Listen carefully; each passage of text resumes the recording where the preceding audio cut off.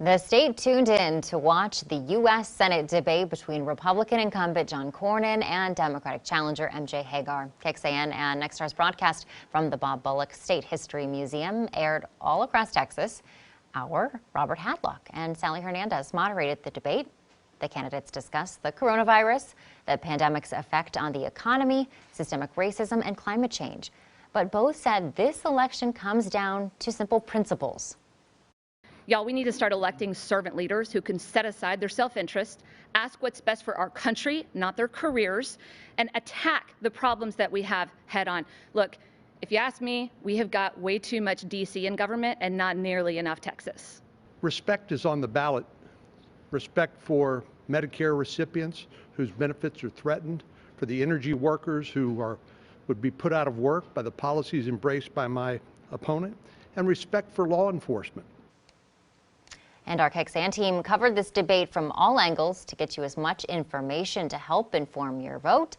And that's why our political reporter, John Engel, dug into the candidates' responses, did a little fact-checking for us. He is live tonight from the Bullock Museum. John.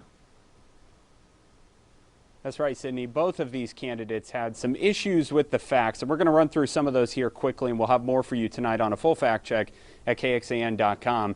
Given that MJ Hagar does not have legislative experience, Senator John Cornyn tried his best to tie her to Washington, D.C. Democratic leaders Nancy Pelosi and Chuck Schumer. She replied that you're running against me, not them, but we do know, based on finance reports from Open Secrets, not including the last fundraising period, MJ Hagar has accepted 51% of her donations from outside of the state. Cornyn attributing that to the nickname he's given her, the Hollywood Hagar, and saying that she takes money from elitist circles outside of the state. Now, on coronavirus stimulus, MJ Hagar said that Cornyn did not have a sense of urgency on the next round of stimulus, but a Politico report from Wednesday said that Cornyn was one of the leading proponents for the next bill.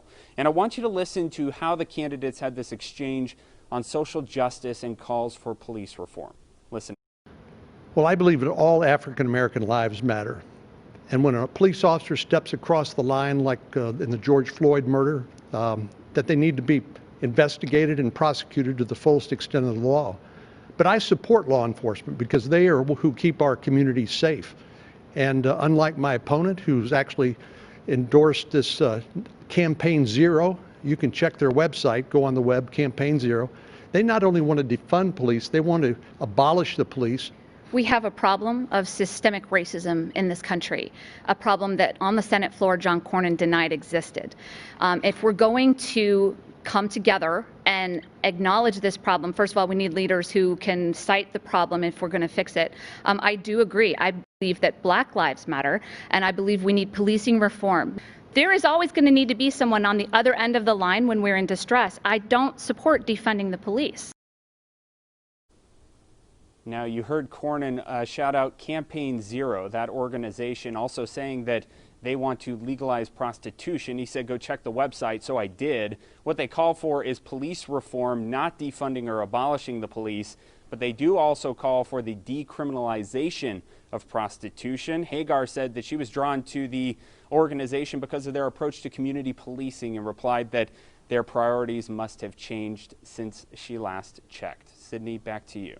All right, really good perspective there, John. Thank you. If you missed any part of the debate, we have you covered. You can watch the whole thing right now on our website, KXAN.com.